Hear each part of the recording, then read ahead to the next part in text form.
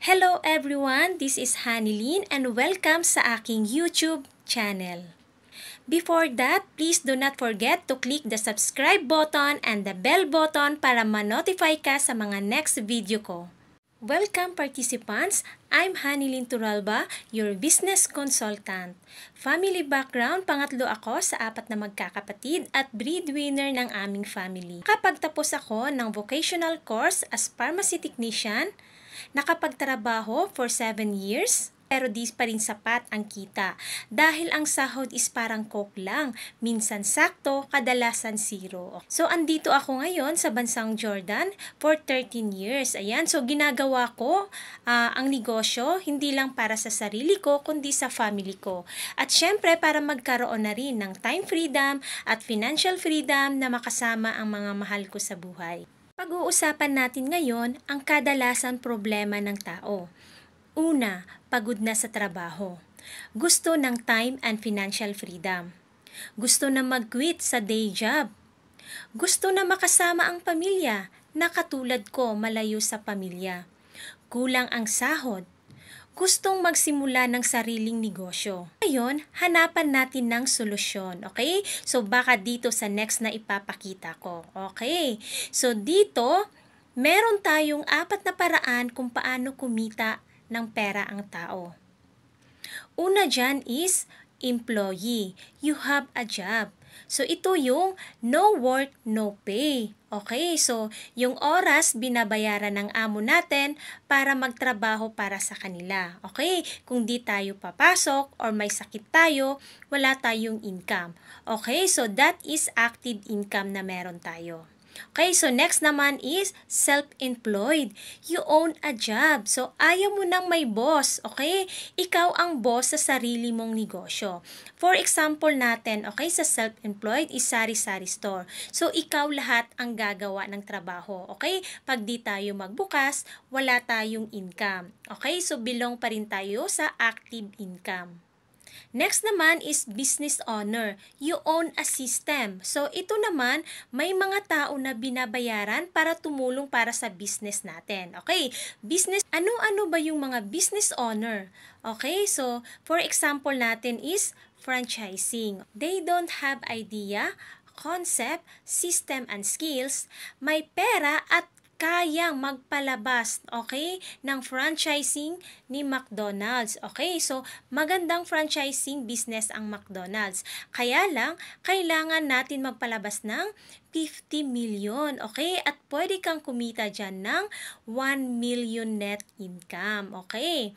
So, wag tayong mag-alala kung hindi natin kaya yan, okay? So, next naman, itong multi-level marketing or MLM. Sila yung mga walang idea, konsepto, sistema at skills at wala ding sapat na pera para magsimula ng negosyo. Pero dito, huwag tayong mag-alala kasi gagamitan lang natin ng case system. So, ano ba yung mga key system? So, kwento-kwento na may kwenta. Okay? Kunwari ikaw yan. Ikwento lang natin sa ating kaibigan, katrabaho, ka-chat, ka-risk, ka-Facebook, ka-Instagram, kahit sinong K. Basta wag lang sa kalabaw at kambing dahil hindi sila nagsasalita. Okay? At syempre, dito kung papasok tayo sa negosyo, bigyan lang natin ng oras para aralin ang business. Okay? So ngayon, jump na tayo dito sa investor. Okay? You own investment. Okay? Pag may business ka na, syempre, may income ka na, okay? Ito na magiging investor ka na, okay? So magiging shareholder na tayo, okay? So, dito papasok ang money work for us, okay? Gusto ba natin yan?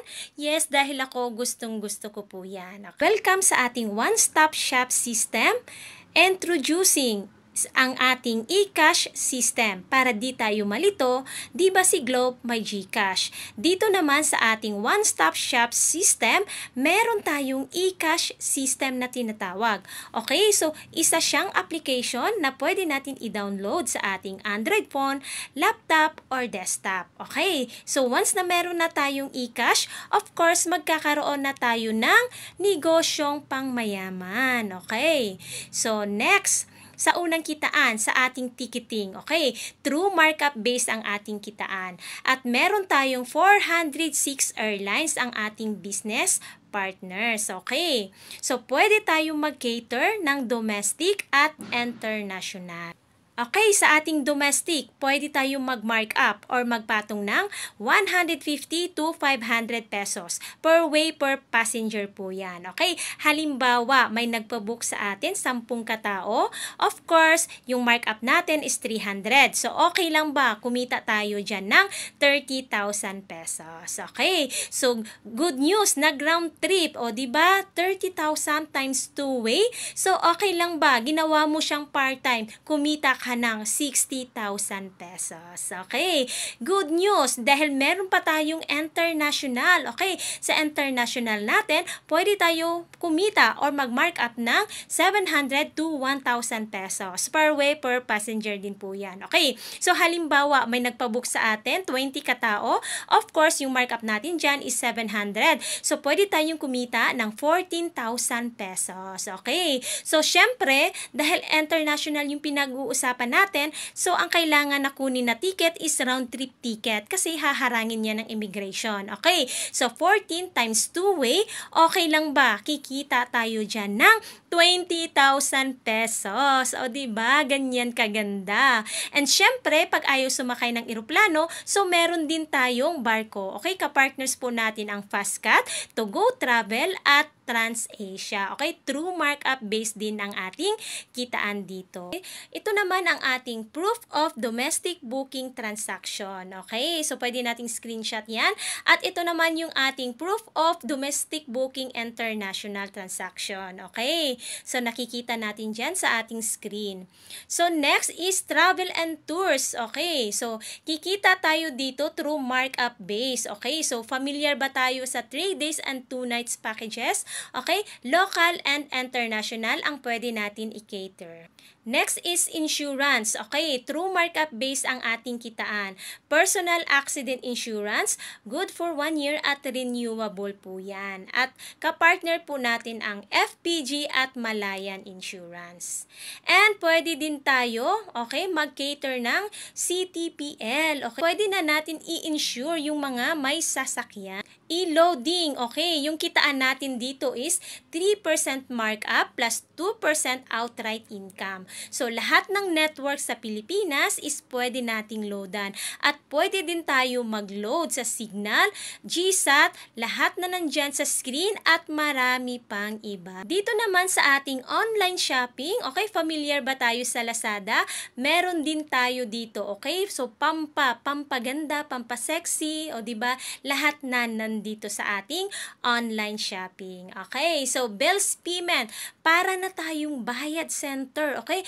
Pwede tayo magbayad sa Meralco, PLDT, Smart, Globe at marami pang iba. Meron din tayong remittance, okay? True markup base ang kitaan natin, okay? Pwede tayo mag-send at mag-receive ng pera, okay? Kapartners natin ang Cebuana, Western Union, GCash, iRemit, okay? Gamit lang ang ating eCash system, okay? But ito ay personal use only, okay? Pero kung gusto natin ng ganito na may pwesto, PM nyo lang ako para ma-discuss ko sa inyo. Sa ating home-based global package, inclusion, one-stop shop services ang meron tayo. Meron tayong bills payment, remittance, ticketing, travel and tours, hotel booking, insurance, and e-loading, okay? So, kailangan lang natin itong i-avail, okay? Sa halagang 18,998 pesos. Okay, other inclusion, 24/7 technical support and customer support, marketing materials like flyers and tarpaulin.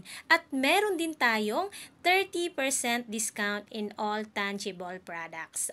Features of the system, one-time payment, lifetime business, no quota, no cash ban, no renewal, no expiration, no maintaining balance required, and of course, pwedeng ipamana sa mga mahal natin sa buhay. What to do next? Talk or contact the person who gave you the link, then fill up the application form, available at the cashier or sa mga franchise consultant natin, and franchise payment through bank deposit or over the counter. Okay? Yung BDO natin or security bank or online transfer. Okay? Sa mga OFW natin. And with 2 valid IDs. Okay? So, welcome sa ating company, Unified Products and Services. Na-launch po siya noong November 11, 2011. Okay? So, 13 years na ang ating company at very stable na po siya. Okay? At sa pagmamay-ari po niya na walang iba na napaka-humble, President and CEO Emmanuel Pascual. Isa po siyang CPA by profession at dati po siyang nagtrabaho sa Bangko Sentral ng Pilipinas. Okay. So, syempre dahil negosyo yung pinag-uusapan natin at kung papasok tayo sa isang negosyo, kailangan alamin natin kung ito ba ay legal. Okay. So, wag tayong mag-alala dahil ang negosyo natin is legal, moral at ethical. At nakaregister tayo sa SEC, Securities and Exchange Commission, BSP, Bangko Sentral ng Pilipinas, at meron din tayong business permit sa Quezon City. Register din tayo sa AFE, Association of Filipino Franchisers Incorporated. Okay, dahil nagtatap tayo sa booking, marami na rin nakuha na award ang company. Okay, so meron tayo dito 2020 Cebu Pacific, 2019, okay, Philippine Airlines, and 2019 AirAsia Red Tag Agent Award at marami pang iba. Okay? Kung meron tayong clarification or question about sa business na ni-present ko, okay, pwede kang magpabook ng one-on-one business presentation with me or direct message me in my Facebook account. Okay? So thank you. To God be all the glory.